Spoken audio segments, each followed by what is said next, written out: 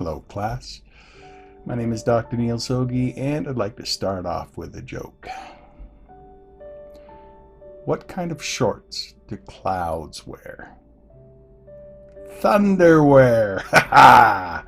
This week we're going to be taking a look at research methods within psychology, and we all know that our cats and our dogs communicate with us and love us dearly and have a wonderful connection with us and can tell us what they want.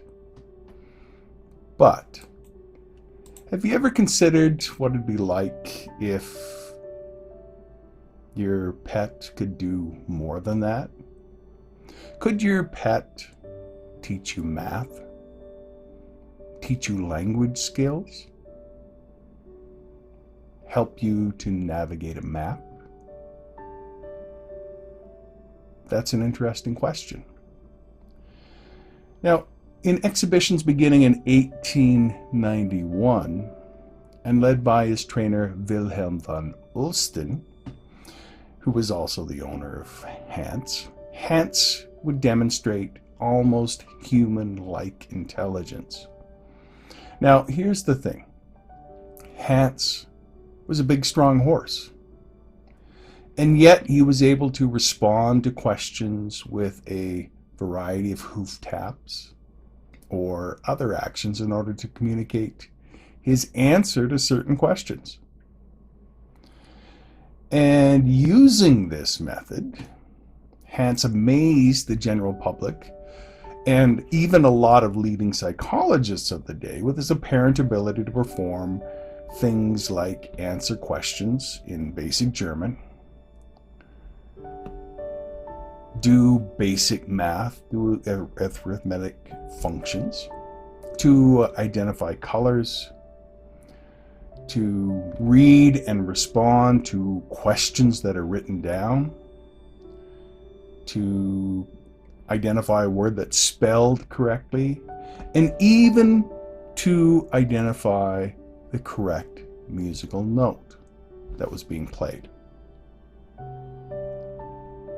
Now, Hans became so famous that in 1905, a scientific commission was set up to look at whether or not Hans was actually as clever as people said he was.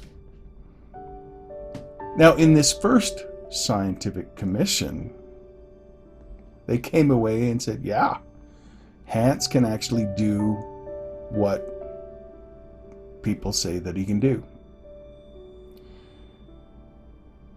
And they concluded basically that there's no voluntary signals being given to the horse, and so it was concluded that Hans truly is clever.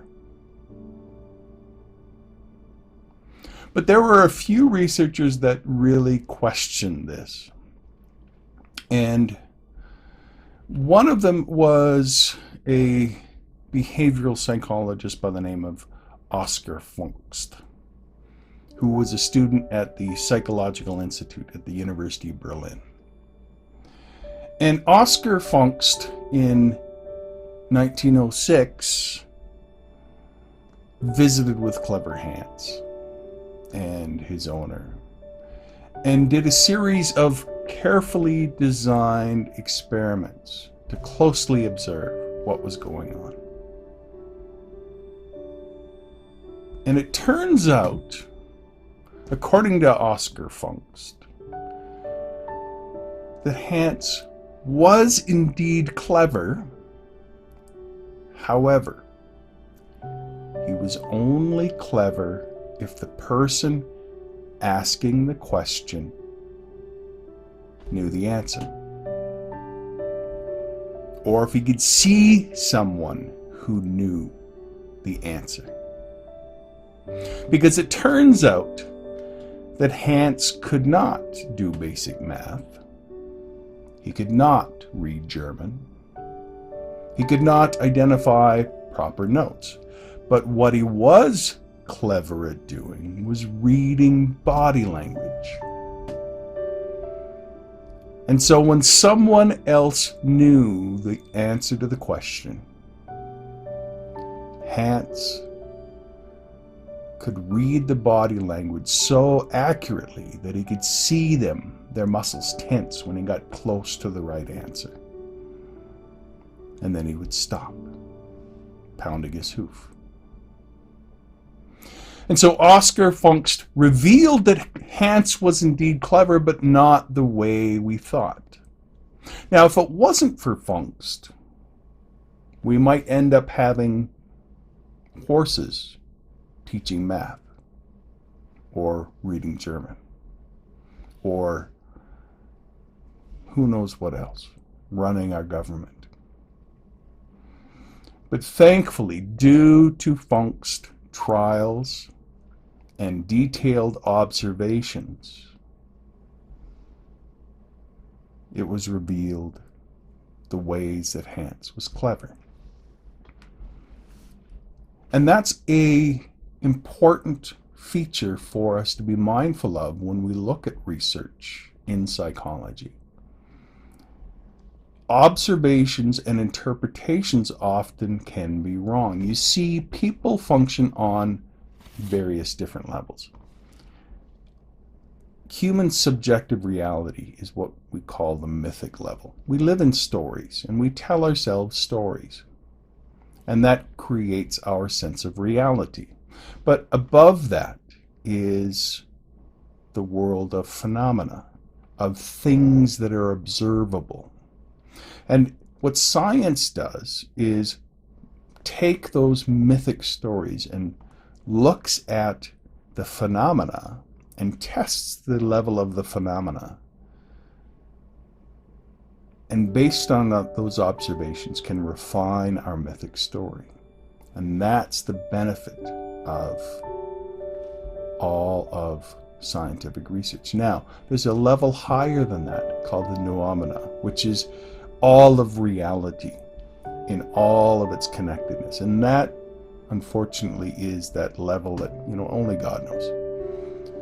We strive to get there eventually and to understand the level of the noumena, but for now, we go into the phenomena, bring it back down to the level of the mythic, and in so doing, reveal things like Hans was clever, but not the way we think. Now, unfortunately, when that report was revealed in 1907 by Oscar Funkst, it was the end of Clever Hans's career.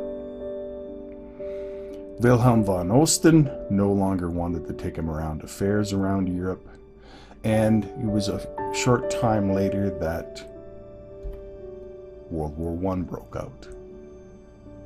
And as far as we know, the last we heard of Clever Hans was he was sold to pull a munitions cart and was killed in battle. Poor Clever Hans. The horse that was so smart that he tricked hundreds and thousands of people. A horse so smart he could read body language. And in some ways, I think, that makes him much more clever than many humans.